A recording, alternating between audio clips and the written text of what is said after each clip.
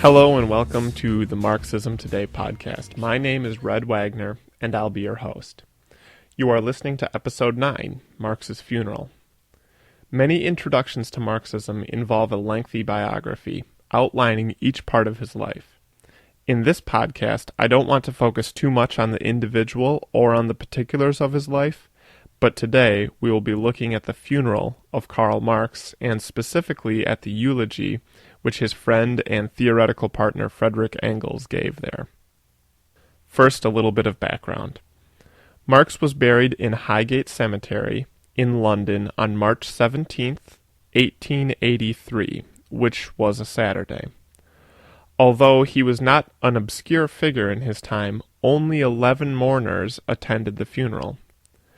One of those was his colleague Friedrich Engels. He gave the eulogy at the funeral in English. Later it was published in a German newspaper, and since then it has been retranslated back into English and published in many books and, of course, on the Marxist Internet Archive.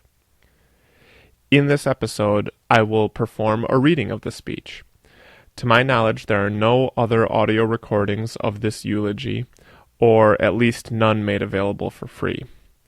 Following the reading, I will provide some commentary and reactions. Speech at the Graveside of Karl Marx by Friedrich Engels. On the 14th of March, at 2:45 in the afternoon, the greatest living thinker ceased to think.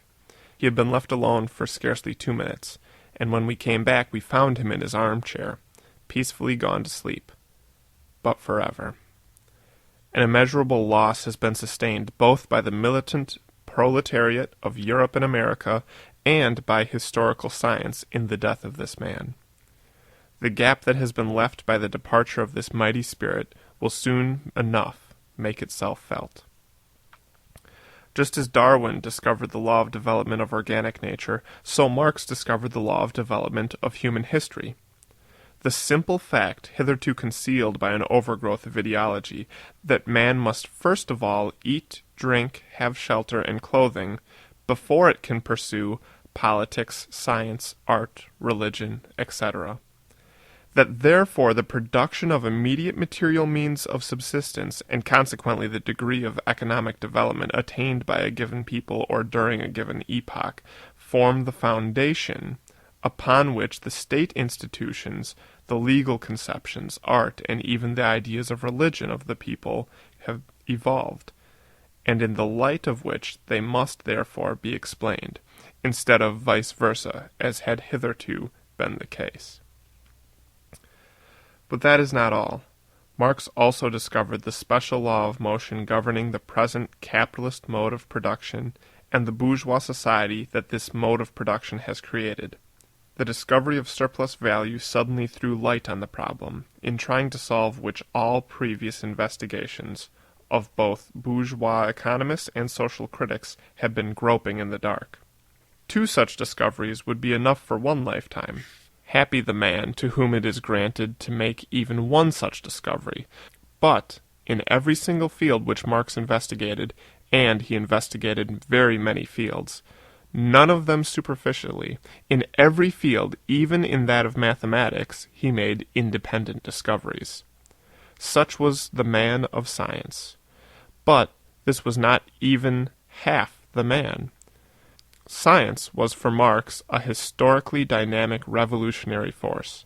However great the joy with which he welcomed the new discovery in some theoretical science whose practical applications perhaps it is not yet quite possible to envisage, he experienced quite another kind of joy when the discovery involved immediate revolutionary changes in industry and in historical development in general.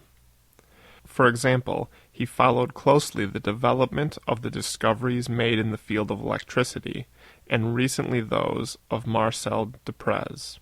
For Marx was before all else a revolutionist. His real mission in life was to contribute in one way or another to the overthrow of the capitalist society and of the state institutions which it had brought into being, to contribute to the liberation of the modern proletariat, which he was the first to make conscious of its own position and its needs, conscious of the conditions of its emancipation. Fighting was his element, and he fought with a passion, a tenacity, and a success which few could rival. His work on the first Rheinische Zeitung, the Paris Vorwärts, the Deutsche Brüsseler Zeitung, the New Rheinische Zeitung, the New York Tribune, and in addition to these, a host of militant pamphlets, work in organizations in Paris, Brussels, and London, a family, and finally, crowning all, the formation of the great International Working Men's Association. This was indeed an achievement of which its founder might have been proud, even if he had done nothing else. And consequently, Marx was the best-hated and most calumniated man of his time. Governments, both absolutist and republican, deported him from their territories. Bourgeois, whether conservative or ultra-democratic, vied with one another in heaping slanders upon him. All this he brushed aside as though it were a cobweb, ignoring it, answering only when extreme necessity compelled him, and he died beloved, revered, and mourned by millions of revolutionary fellow workers, from the mines of Siberia to California, in all parts of Europe and America. And I make bold to say that though he may have had many opponents, he had hardly one personal enemy. His name will endure through the ages, and so will his work.